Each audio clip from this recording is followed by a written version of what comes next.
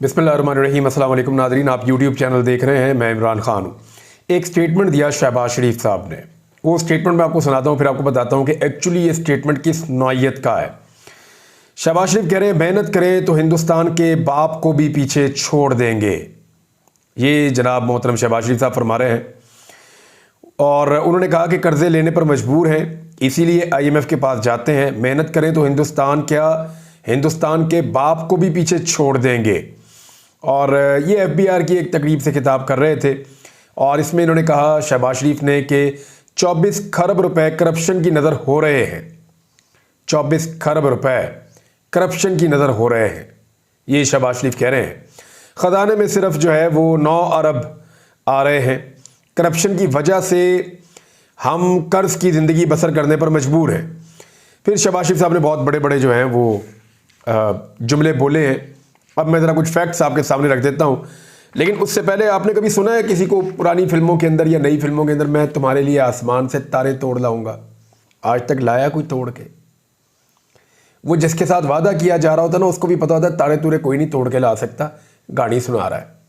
ऐसे होता नहीं है, लेकिन वहाँ पर भी कुछ ना कुछ सच निकल आता है। ये सियासतदान तो हर लेवल के झूठे साबित हो गए हैं। इन्होंने हमेशा आवाम को धोखा दिया है। ज़मीनी हक़ाइक़ क्या है, ज़रा ये मैं आपके सामने रखता हूँ कि इंडिया, पाकिस्तान, बांग्लादेश आज कहाँ खड़े। लेकिन शहबाज शरीफ जिसका ये स्टेटमेंट है कि इंडिया के बाप को भी पीछे छोड़ सकते हैं अगर मेहनत करें तो ये ख़ानदान कितनी मेहनत कर रहा है और कब से मेहनत कर रहा है, ये ज़रा आप डाटा देखिए। वज़ारत आला पंजाब जो है वो इस ख़ानदान के पास 6 मरतबा आई है और इस ख़ानदान के 4 मुख्तलिफ अफराद वज़ारत आला के ऊपर, यानी एक ही ख़ानदान के अंदर से वज़ारत आला के ऊपर 4 मुख्तलिफ अफराद बराजमान रहे हैं। 6 मरतबा आई जनाब इनके पास वज़ारत आला पंजाब, पाकिस्तान का सबसे बड़ा सूबा, पाकिस्तान से आधे से बड़ी आबादी इसकी है, तो 6 मरतबा। वज़ारत उज़्मा, वज़ीर आज़म पाकिस्तान इस ख़ानदान से बने हैं 5 मरतबा। 2 मरतबा छोटे भाई, 3 मरतबा बड़े भाई। इस ख़ानदान के इक़्तिदार का जो एक दौरानिया है, अगर आप लगभग अंदाज़ा लगाएं तो 35 साल पर मुहीत है कम से कम, यानी 3 दहाइयों से ज़्यादा ये ख़ानदान इक़्तिदार में है पाकिस्तान में किसी ना किसी सूरत में। और आज भी ये ख़ानदान कह रहा है कि अगर मेहनत करें तो इंडिया के बाप को भी पीछे छोड़ सकते हैं। तो कितना पीछे छोड़ सकते हैं और कैसे पीछे छोड़ सकते हैं? ये वो ख़ानदान है जिसने पाकिस्तान के अंदर एक लंबा अरसा इक़्तिदार के मज़े लिए। इनकी अपनी दौलत बढ़ते बढ़ते इतनी बढ़ गई है कि ये दुनिया के कई मुल्कों के अंदर कारोबार कर सकते हैं। अभी मुबैना तौर पे चाइना में कारोबार फैलाने के लिए नवाज शरीफ ने चीन का दौरा भी किया है। इससे पहले ये यूरोप में भी कारोबार करते रहे हैं, गल्फ में भी कारोबार करते रहे हैं, पाकिस्तान में भी कारोबार करते रहे हैं, सऊदी अरब में भी कारोबार करते रहे हैं और दुनिया के कई मुल्कों में इनका कारोबार फैला हुआ है। और अब ये ख़ानदान अपने कारोबार को चाइना साइड पर भी फैलाने जा रहा है। मुबैना तौर पे मामला ये है कि खुद तो इन्होंने बहुत तरक्की की, लेकिन पाकिस्तान इनके अदवार में हमेशा नीचे गया और ये हमेशा एक मौका और मांगकर दोबारा इक़्तिदार में आते रहे। अब देखें इस वक्त का जो डाटा मैं आपके सामने रख देता हूं, जिस इंडिया को शहबाज शरीफ साहब ये कह रहे हैं कि हिंदुस्तान के बाप को भी पीछे छोड़ देंगे। इंडिया के जो फॉरेन रिजर्व्स हैं, इंडिया और बांग्लादेश दोनों के साथ मैं मुवाजना कर देता हूं। इंडिया के जो फॉरेन रिजर्व हैं, यानी जो पैसा उनके पास पड़ा हुआ है जिसके ज़रिए से वो दुनिया से चीज़ें खरीद सकते हैं, वो 600 अरब अमरीकी डॉलर्स हैं। 600 अरब अमरीकी डॉलर्स, जबकि पाकिस्तान के सिर्फ 8 अरब अमरीकी डॉलर्स फॉरेन रिजर्व्स हैं। तो ये तो हो गया फ़र्क। अब ज़रा बांग्लादेश जो पाकिस्तान का हिस्सा हुआ करता था, मशरक़ी पाकिस्तान जो अलग हो गया था, जिसको उस वक्त हमारे सियासतदानों ने और एस्टेब्लिशमेंट ने कहा कि जनाब ये तो बिल्कुल ही 2 टके के लोग थे और पाकिस्तान के ऊपर एक बोझ था, वहाँ तो सैलाब आते रहते थे हर वक्त, हम तो उनको रोटी खिलाते रहते थे, वो तो बहुत ही गरीब गुरबा हैं। तो उनके जो इस वक्त फॉरेन रिजर्व्स हैं वो 40 अरब डॉलर के करीब हैं। वैसे पिछले कुछ अरसे में 50 अरब डॉलर के करीब भी पहुँचे थे वो, लेकिन 40 अरब डॉलर के करीब हैं वो। 8 अरब हमारे, 40 अरब डॉलर जो है वो बांग्लादेश के और इंडिया के 600 अरब डॉलर्स। अब आ रहे GDP कि एक मुल्क टोटल क्या कुछ पैदा करता है, कितनी इनकम है जो वो मुल्क जनरेट करता है, यानी सर्विसेज भी हो गई, चीज़ें जो पैदा करता है, पैदावार कितनी है उस मुल्क की टोटल। तो इंडिया का जो GDP है वो $3,417 अरब डॉलर्स है।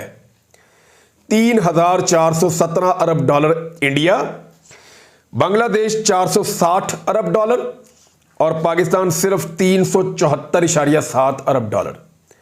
इतना बड़ा फर्क है इंडिया के साथ पाकिस्तान का। एक्सपोर्ट्स में आ जाए जी, इंडिया जो एक्सपोर्ट्स कर रहा है दुनिया के साथ, जो चीज़ें बाहर दुनिया को भेज रहा है बनाकर, इंडिया कमा रहा है उससे 765.6 अरब अमरीकी डॉलर्स, 765.6। पाकिस्तान सिर्फ 28 अरब डॉलर, अभी जो डाटा है 2023 का।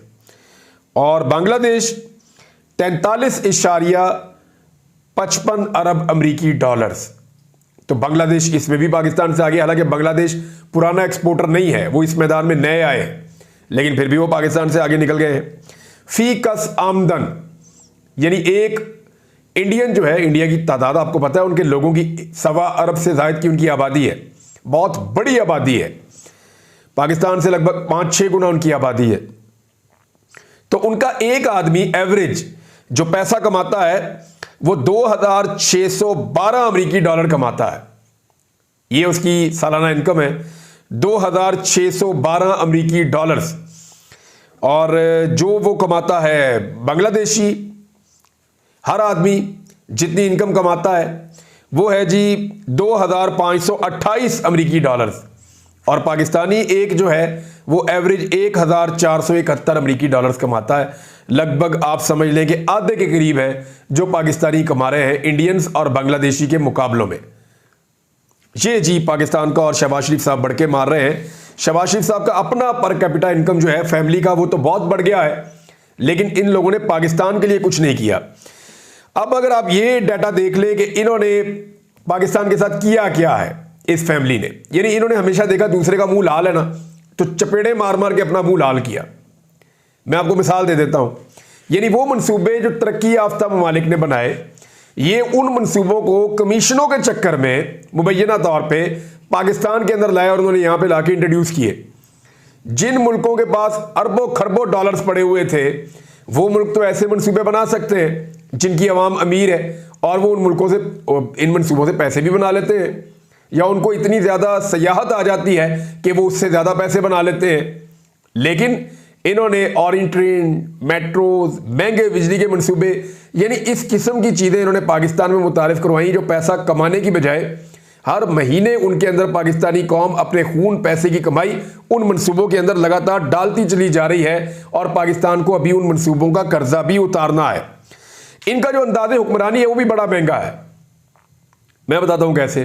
अंदाजे हुक्मरानी ये है कि जब भी दौरे पे जाना है बेशुमार लोगों को साथ लेकर जाना है, जब भी दौरे पर जाना है दर्जनों लोग साथ जाएंगे। इख्तिदार में जब भी आए लोगों को नवाज दिया। अभी शहबाज शरीफ ने आने के बाद 4 बोनस दे दिए वजीर आज़म हाउस के स्टाफ को, अरबों रुपया खर्च कर दिया बगैर किसी से पूछे। IMF ने भी उसके ऊपर कहा कि यह तो तरीका नहीं होना चाहिए एक ऐसे मुल्क का जो कर्जे ले रहा है। और हालात ये हैं कि जब, यानी आप लिटमस टेस्ट ले लेना कि शहबाज शरीफ पाकिस्तान को आगे लेकर जाएगा, उम्मीद करनी चाहिए, हमें इंडिया से आगे निकलना चाहिए। लेकिन क्या शहबाज शरीफ आगे निकाल सकते हैं? इसके लिए आपको देखना होगा कि शहबाज शरीफ की कारकर्दगी है क्या। 16 महीने इन्होंने एक चलती हुई हुकूमत के बाद जब इक़्तिदार संभाला, तो 16 महीने में इन्होंने पाकिस्तान की मईशत का बेड़ा गर्क कर दिया। जो मुल्क लगभग 5.5 से 6% की शरह से तरक्की कर रहा था, उसके अंदर जो ग्रोथ रेट है वो 5.5% से लेकर 6% के बीच, 5.25% के आसपास या इससे ज्यादा भी ग्रोथ रेट था इमरान खान के दौरे हुकूमत में। 2023 का ग्रोथ रेट क्या था पता है आपको? मैं आपको बताऊंगा, आप हैरान रह जाएंगे। 0.3%, आप गूगल करके देख लें। तो 0.3% यानी 1%, आधा फीसद से भी कम इन्होंने पाकिस्तान का ग्रोथ रेट कर दिया। ये तो इन्होंने पाकिस्तान को तरक्की दिलाई। पाकिस्तान के जो रिजर्व थे वो 16 अरब डॉलर के लगभग थे इमरान खान साहब के दौरे हुकूमत में।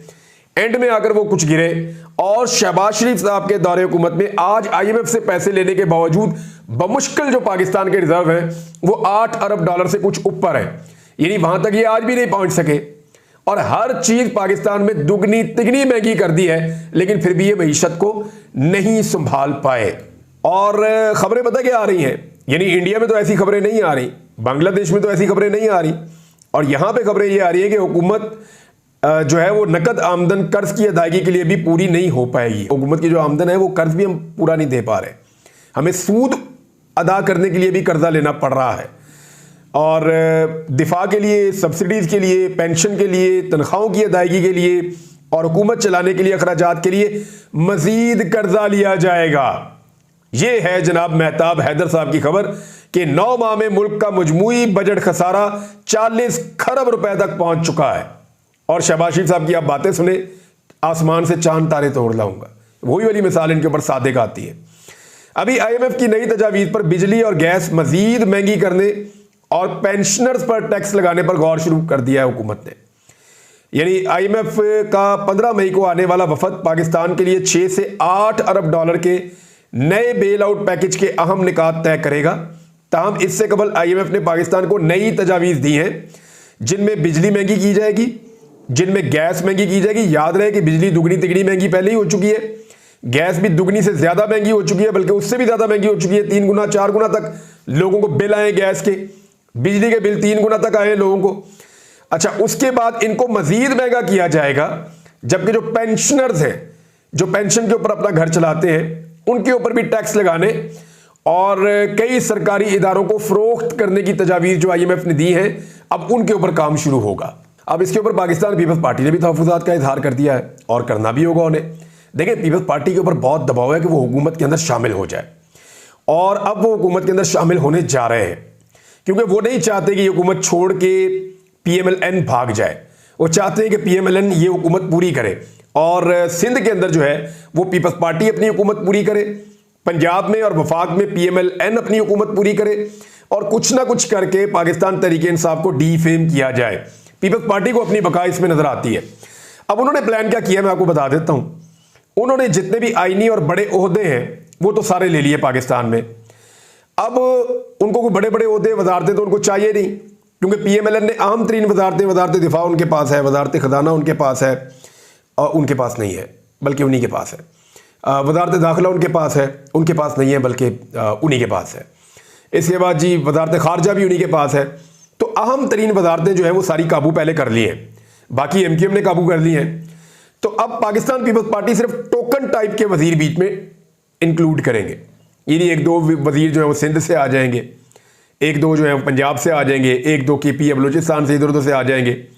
तो कुछ ना कुछ करके सिर्फ एक पीपल्स पार्टी टोकन शमूलियत कर रही है कैबिनेट के अंदर, क्योंकि वो इस गंद को नहीं उठाना चाहते जो शहबाज शरीफ साहब फैला रहे हैं, और जो PMLN ने कर छोड़ा है वो उसका हिस्सा नहीं बनना चाहते। उन्हें पता है कि लोग इनसे नफरत करेंगे और सारा मलबा इनके ऊपर गिरेगा, और पीपल्स पार्टी ये चाह रही है कि वो हुकूमत चले भी और हुकूमत को भागने भी ना दे, और हुकूमत का हिस्सा इस तरीके से बने कि हुकूमत की खराबियों का मलबा पीपल्स पार्टी के ऊपर ना पड़े।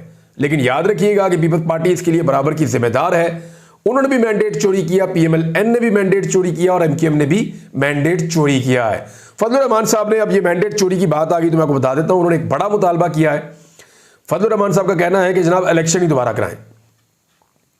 उन्होंने कहा जी हम इलेक्शन नताइज मुस्तरद करते हैं, फजलुर रहमान का दोबारा इंतखाबात करवाने का मुतालबा। उन्होंने कहा कि ये नताइज ठीक नहीं है और अवाम अब मैदान में आ चुकी है। मामला ये है कि ये इंतखाबात ठीक नहीं हुए, इनके अंदर जो है वो बहुत ज़्यादा धांधली हुई है, मैंडेट जो है वो चोरी किया गया है, लिहाजा इंतखाबात ही अब दोबारा करवाए जाएं, इसके अलावा उनको कोई और रास्ता अब नज़र नहीं आ रहा। तो फजलुर रहमान साहब का ये स्टेटमेंट आ गया आपके सामने। नाज़रीन, ये जो गंदम वाला स्कैंडल है ना, ये हुकूमत के गले की हड्डी बन गया है। निगरान हुकूमत और उनके जो मेहरबान हैं वो ये चाह रहे हैं कि ये मामला शहबाज शरीफ और शहबाज शरीफ की कैबिनेट पे और PMLN पे पड़ जाए, लेकिन जो PMLN है वो ये चाह रही है कि ये सारा मामला जो है वो निगरानों के ऊपर पड़ जाए। अब ये दोनों एक दूसरे के ऊपर डाल रहे हैं, ये तो एक दूसरे के साथ खेल रहे हैं, लेकिन पाकिस्तान का एक आम किसान पिस गया है। हुआ ये है कि पाकिस्तान के अंदर वाफर गंदम मौजूद थी और किसान की फसल आने वाली थी। किसान की फसल आने के बाद हुकूमतों ने एक सरकारी रेट के ऊपर किसानों की गंदम खरीदनी थी और उसको सरकारी स्टॉक के अंदर रखना था, और फिर जो बाकी गंदम बचती किसान मार्केट में निकाल देते या अपने इस्तेमाल के लिए भी वो रख लेते हैं। तो इस तरीके से एक साइकिल किसान का चल जाता है। हुकूमत ने क्या किया, कमीशन के चक्कर में मुबैना तौर पे बहुत बड़े पैमाने पर गंदम इंपोर्ट करने की इजाज़त दे दी। ये जो गंदम इंपोर्ट करने की इजाज़त दी और उसके बाद लगातार इंपोर्ट होती चली गई, तो हुआ यह कि पाकिस्तान के पास इतनी ज्यादा गंदम हो गई कि अब किसानों से गंदम खरीदी नहीं जा सकती। किसानों से जब हुकूमत गंदम नहीं खरीदी तो किसान बेचने के लिए मार्केट में जा रहा है। अब मार्केट के अंदर जो है वो जो मिडल मैन है वो किसान को चूना लगा रहे हैं और किसान को कोई भी गंदम का रेट देने के लिए तैयार नहीं है, क्योंकि एक चीज इतनी बड़ी मिकदार में मार्केट में मौजूद है, इस मुल्क में मौजूद है, तो उसको कोई क्यों खरीदेगा? उसकी शॉर्टेज ही नहीं हो रही, तो एक्सपोर्ट हम कर नहीं सकते क्योंकि हमारी कॉस्ट ज्यादा है।